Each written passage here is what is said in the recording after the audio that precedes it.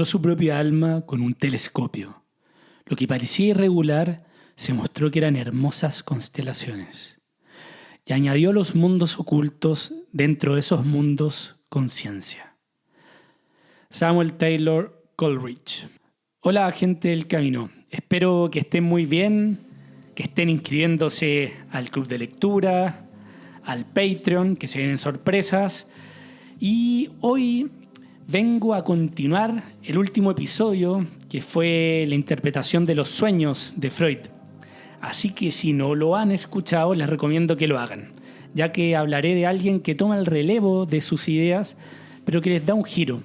Alguien que fue en algún momento su protegido, pero que luego de una disputa intelectual provocaría su distanciamiento. Estoy hablando del psiquiatra suizo Carl Gustav Jung.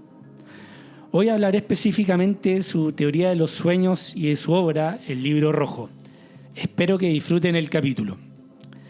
Partamos desde donde terminamos, con la publicación de la interpretación de los sueños de Freud. El siglo XX abría un nuevo campo, el del psicoanálisis.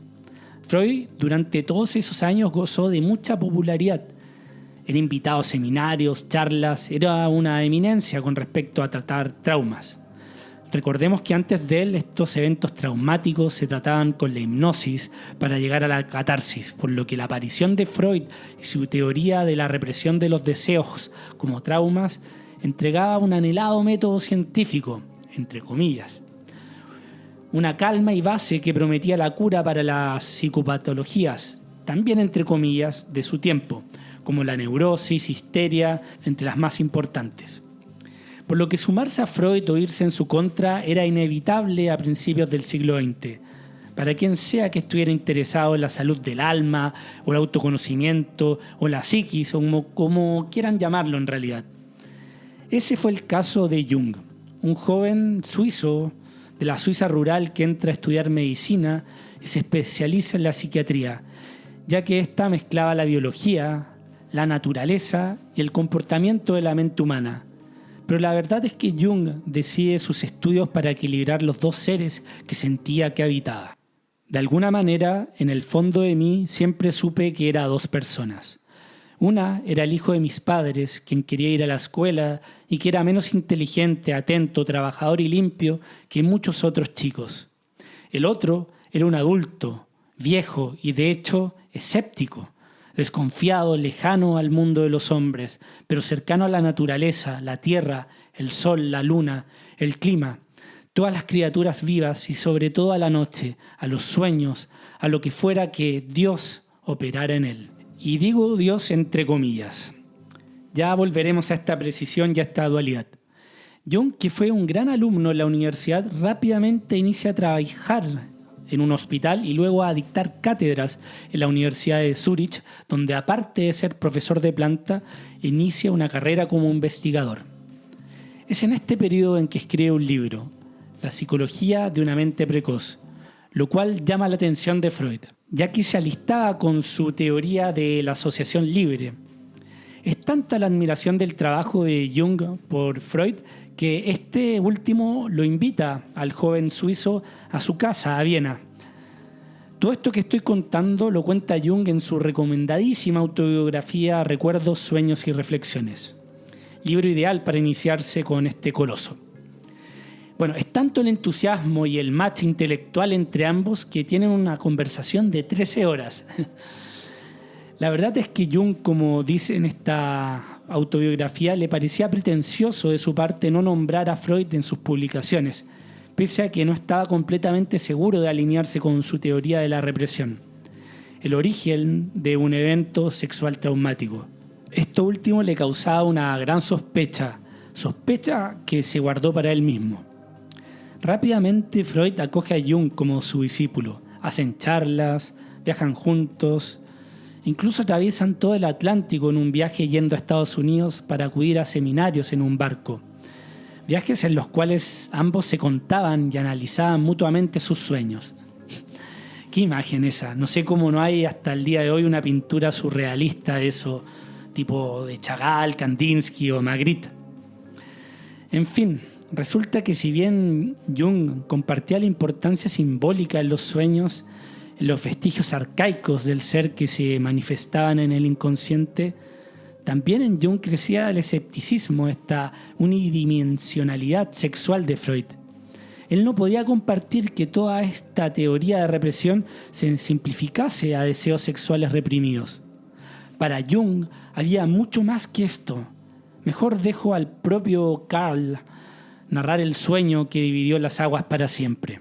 Me encontraba en una casa de 2 pisos. El piso superior estaba decorado con un estilo moderno, luminoso y agradable.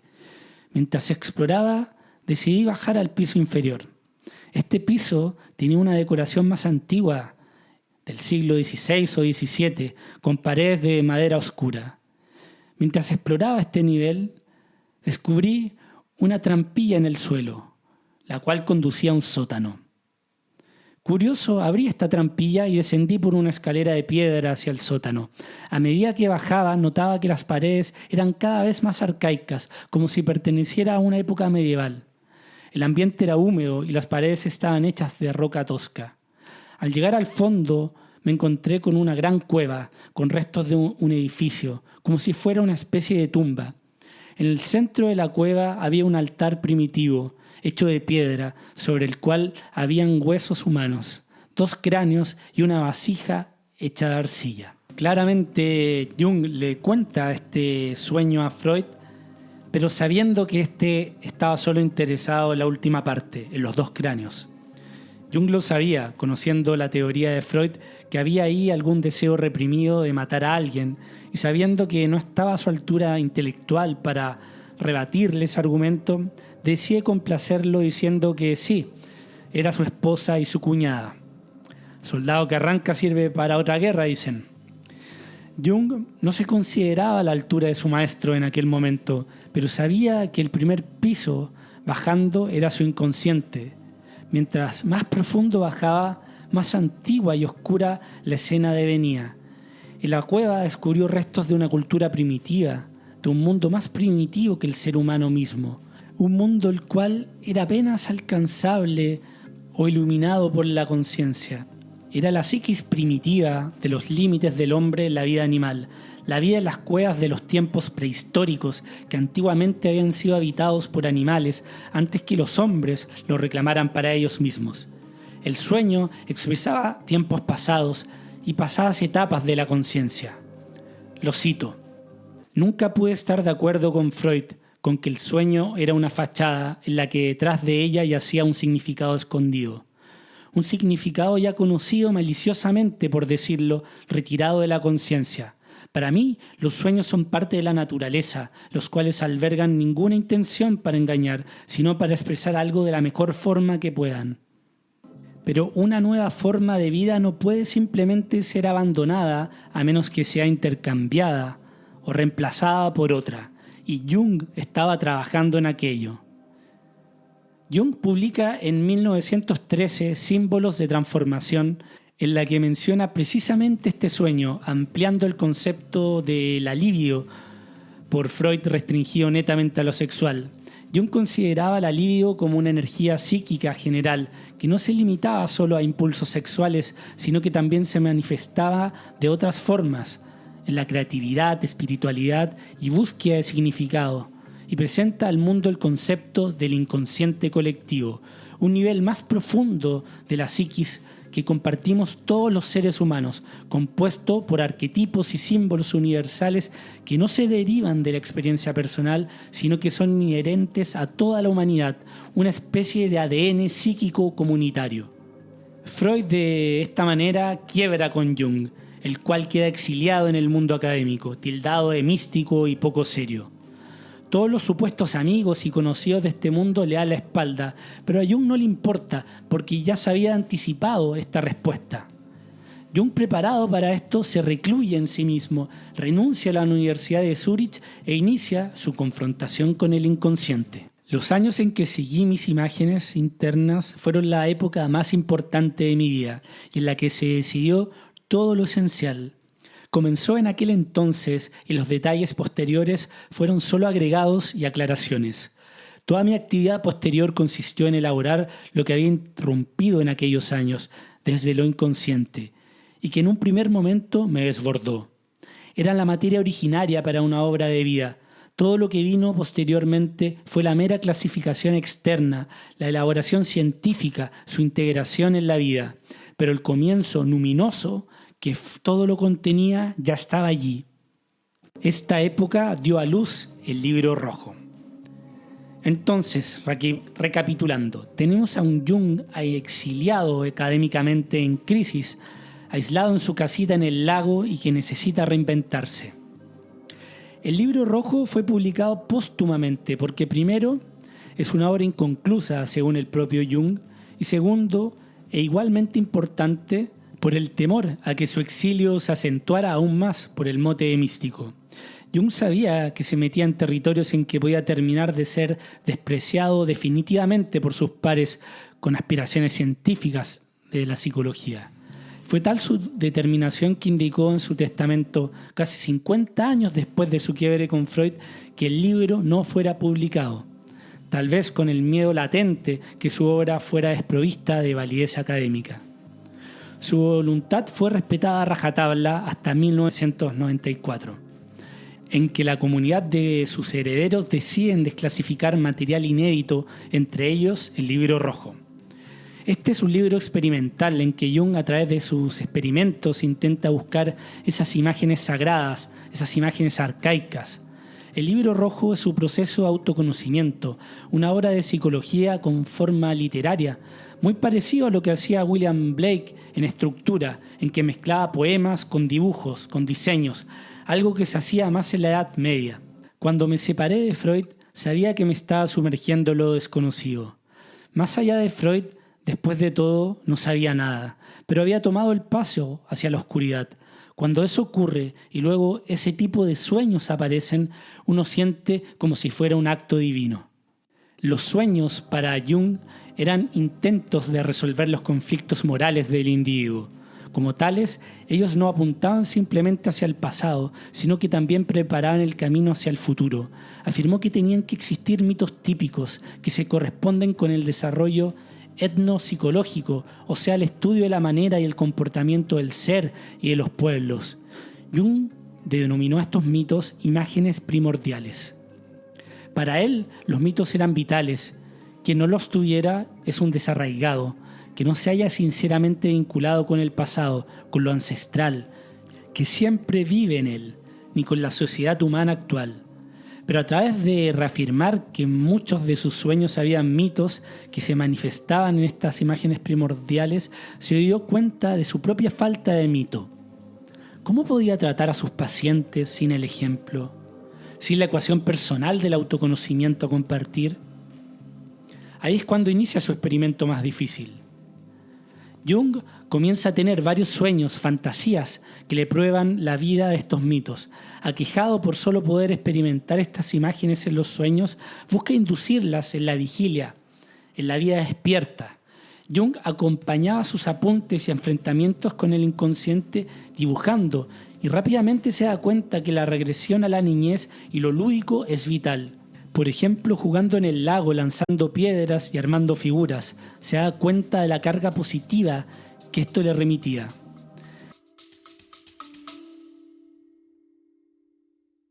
Hola, te robo 20 segundos de tu tiempo antes del podcast. Te invito al Club de Lectura En el Camino, un espacio literario donde nos juntamos a discutir sobre libros, personajes, tramas, interpretaciones, de cosas que nos importan, pues. Es una manera activa de apoyar al podcast. Puedes preguntar las condiciones vía Instagram en Nico en el Camino o por correo en contacto@enelcaminopodcast.com.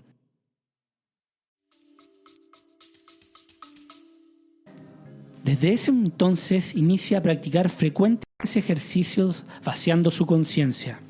Este procedimiento era claramente intencional. Recordaba que bajo el umbral de la conciencia todo estaba animado. Sin embargo, como es natural, Jung empieza a dudar de sí mismo. Se pregunta si está padeciendo esquizofrenia, justamente en una conferencia de esquizofrenia en Aberdeen, Escocia.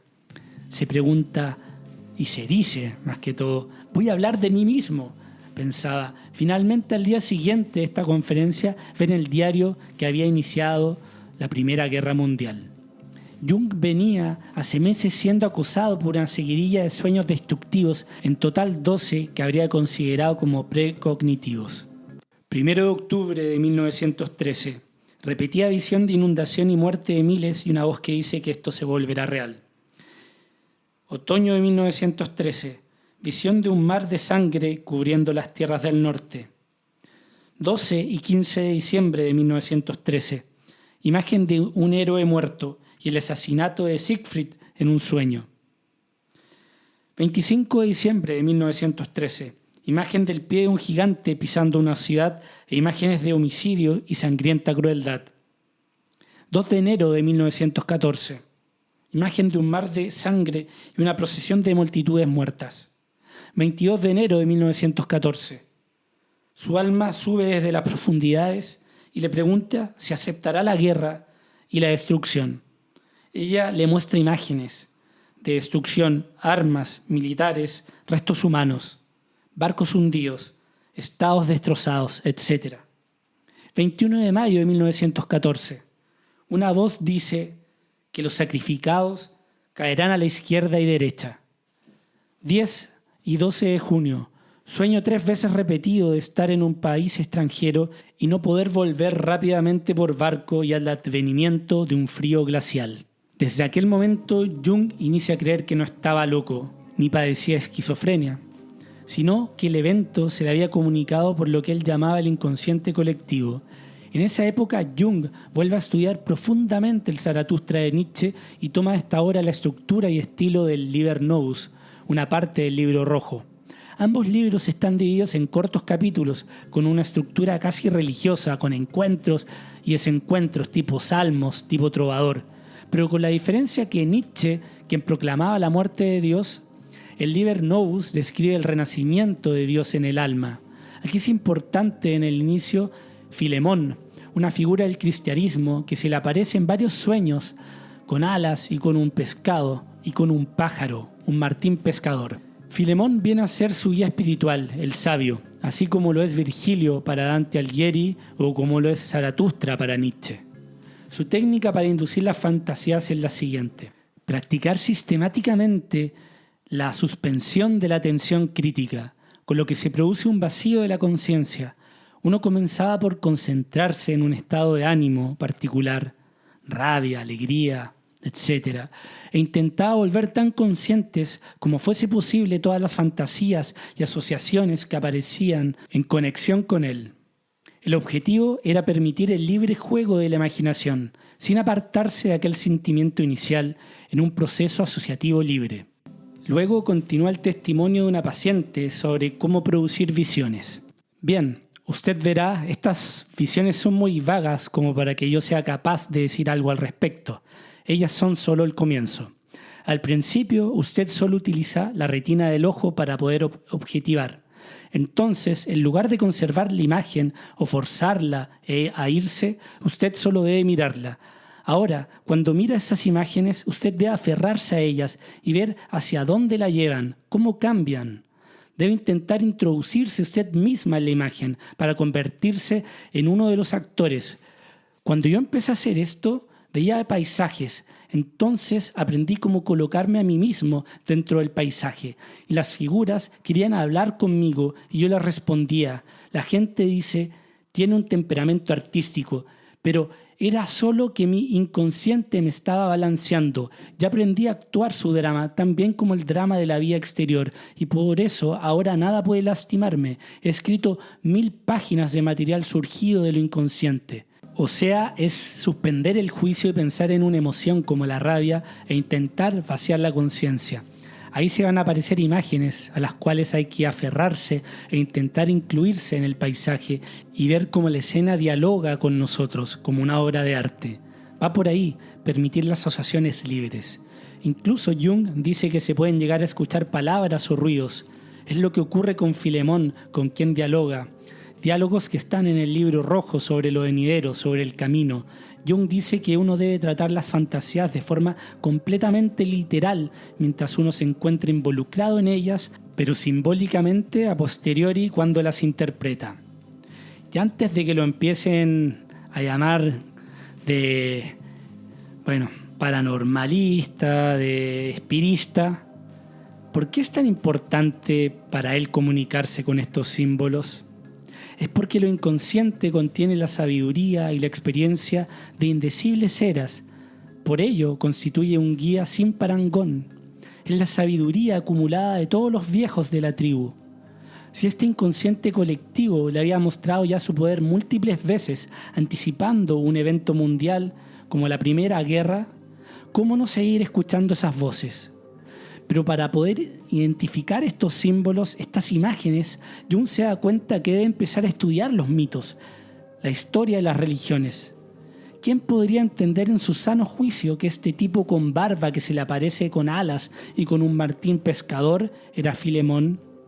Bueno, Jung ya había empezado estos estudios y más encima venía de una familia donde su padre era pastor protestante, por lo que la religión siempre fue importante en su vida. Solo de esa manera podía entender los sueños. Las imágenes primordiales y la naturaleza del arquetipo tomó un lugar central en mis investigaciones, y se me hizo claro para mí que sin historia no puede haber psicología, y ciertamente no puede haber psicología del inconsciente.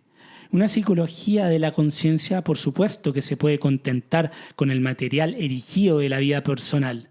Pero tan pronto necesitamos explicar una neurosis, requerimos una exploración clínica, la cual alcanza profundidades más hondas que el conocimiento de la conciencia. Como sea, Jung empieza a tomar resguardos ante estos ejercicios que lo agotan de sobremanera. La práctica del yoga lo ayudaba a balancear estos confrontes con su inconsciente, ayudando a que las emociones y fantasías se pudieran manifestar de manera pristina. También para Jung era vital tener un soporte en la vida real en medio de todos estos experimentos. El cable a tierra. Su familia era lo único que mantenía su sanidad. Esto fue lo que lo diferenció de Nietzsche, ya que éste no tenía la capacidad para atravesar el puente entre el mundo interno y lo que llamamos real. Jung por eso es muy consciente del peligro de la ilusión de profeta que trae lidiar con el inconsciente. Es el diablo que dice: desdeña toda la razón y ciencia, los mayores poderes de la humanidad. Eso nunca es apropiado, aun cuando nos vemos forzados a reconocer la existencia de lo irracional. Al final, su teoría del contenido manifiesto de los sueños, a diferencia de la de Freud con su teoría de los deseos, es un intento de comprenderse a sí mismo y de integrar y desarrollar los distintos componentes de su personalidad. Un intento por comprender la estructura de la personalidad humana en general, la relación del individuo con la sociedad actual y con la comunidad de los muertos. Por eso, el tema central del Libro Rojo es cómo Jung recupera el alma y supera el malestar contemporáneo de alienación espiritual, cosa que logra en última instancia permitiendo el renacimiento de una nueva imagen de Dios en su alma y desarrollando una nueva visión del mundo bajo la forma de una cosmología psicológico y teológica. Jung, como mencioné anteriormente, ya se había dado cuenta cuando niño, caminando en la naturaleza en su pueblito rural en Suiza, que una parte de él vivía en el presente y la otra estaba conectada con los siglos. Él comprende en que, en definitiva, hasta ese momento de su vida había servido al espíritu de su época, caracterizado por el uso y el valor, y había dejado la segunda personalidad, la adulta, la que llama el espíritu de las profundidades. Esto es importante. La personalidad 1, la que es hijo de sus padres, la mundana, el espíritu de la época, mientras que la 2 es la adulta, el espíritu de la profundidad. Por lo que este periodo puede ser visto como una regresión a los valores de la personalidad 2, a la del espíritu de la profundidad, a la integración de estas. Pero volvamos a la falta de mito, que es la razón de la búsqueda de Jung. Debido a esta falta, todo este libro es la tarea de su individuación, o sea, la transformación a un individuo único, al escarbar en sí mismo. Para eso se necesita la integración de la sombra y otros arquetipos que Jung va conociendo y encontrando en sus sueños, en los cuales a través de diálogos con esas figuras simbólicas que representan el inconsciente colectivo, puede llegar a integrarla en la conciencia, para recuperar así el valor de la imaginación mito-poética que se hallaba perdida en esta edad moderna. Jung es de la idea que vivimos en un mundo hipertrofiado de razón y que el animal apaleado y enjaulado irracional que somos también se está muriendo de sed. Como esos turistas de Europa del Norte, perfectos, puntuales, funcionales y productivos, en los horarios de oficina, claro, pero que en la tercera pinta de cerveza se transforman en bestias. Jung divide el inconsciente en el inconsciente colectivo, que es lo heredado, con un segundo inconsciente que es la parte de nuestra vida personal, el inconsciente personal. Jung se dio cuenta que habían símbolos y mitos que no tenían nada que ver con su vida. Ahí es donde se ve obligado a hacer esta diferencia entre el inconsciente personal y el colectivo o psiquis heredada. Al final, tal vez es más fácil pensarlo como un equilibrio entre lo racional e irracional. Jung ve que es ese desequilibrio lo que produce una explosión de las guerras, una necesidad de lo irracional. Es que los símbolos son la comunión entre lo racional e irracional. En este diálogo surge el arquetipo del sí mismo, que es distinto al yo. Mientras el yo es solo el sujeto de mi conciencia, el sí mismo es el sujeto de mi psiquis completa. Lo que incluye el inconsciente es mi totalidad, mi lado femenino, mi racionalidad, mi sombra, mi todo. La confrontación del sí mismo es una de las etapas para llegar a la individuación, integrar la totalidad de la psiquis a través de símbolos que unen lo racional con lo irracional. Vemos que Jung siempre está uniendo opuestos y para eso también tiene que integrar el hombre su lado femenino, el arquetipo del ánima, mientras que la mujer tiene que hacer lo contrario con el animus, su lado masculino. El libro rojo es la batalla entre el mundo de lo real con el mundo del espíritu de Jung, pero más que un libro de autoconocimiento propio, fue la autoexperimentación que le permitió reformular la práctica de la psicoterapia, que ya no solo se ocupaba del tratamiento de la psicopatología, sino que se convirtió en una disciplina para permitir el más elevado desarrollo del individuo, al fomentar el proceso de la individuación. Jung continuó ayudando a sus pacientes a inducir fantasías en estado de vigilia. Jung aconseja a todos y todas que construyan su propio libro rojo, escriban sus sueños, describan sus fantasías y las dibujen. De esta forma se pierde la atracción y obsesión y miedo por estas imágenes y se integran en nuestra personalidad. ¿Por qué tenemos miedo a la oscuridad, por ejemplo? Este cuaderno, dice Jung, será nuestra iglesia, nuestro libro sagrado, a la cual siempre nos podremos volcar, el lugar silencioso del espíritu donde se encontrará la renovación.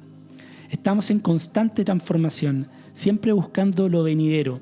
Ahí, ya sea para el arquetipo del héroe, el de iniciación, el del sí mismo, Jung dice que en nuestra segunda mitad de la vida sentimos la necesidad de la cultura. Los individuos deben desplegar los aspectos no desarrollados y desatendidos de su personalidad en la primera mitad.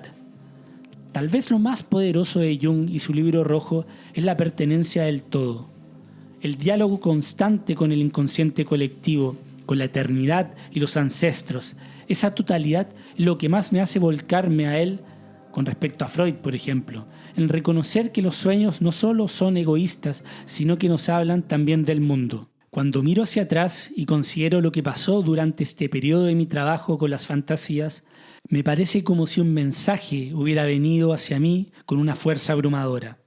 Había cosas en estas imágenes que no incumbían solamente a mí, sino a muchos más. Fue ahí cuando cesé de pertenecer solamente a mí mismo, cesé de tener derecho a eso. De ahí en adelante mi vida perteneció a la generalidad. Y me veo en la obligación, por la extensión del libro y del contenido, tal como ocurrió con el episodio del segundo sexo de Simone de Beauvoir, de dividir este capítulo. En la próxima mitad seré mucho más explícito y iré capítulo a capítulo acompañando a Jung en este autodescubrimiento con su inconsciente. Hasta la vuelta, chau.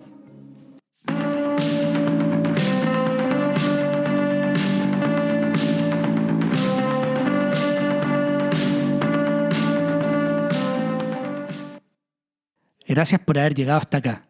Si valoras el programa y no quieres perderte ningún episodio, puedes seguirlo en Spotify y dejar una reseña, que me ayuda un montón para ser encontrado más fácil en el motor de búsqueda. Para donaciones, contacto y más contenido, pueden entrar al sitio enelcaminopodcast.com y seguir las redes sociales de En el Camino Podcast en Instagram y Facebook, además de Nico Vergara y en Twitter. Gracias por aventurarte en el camino.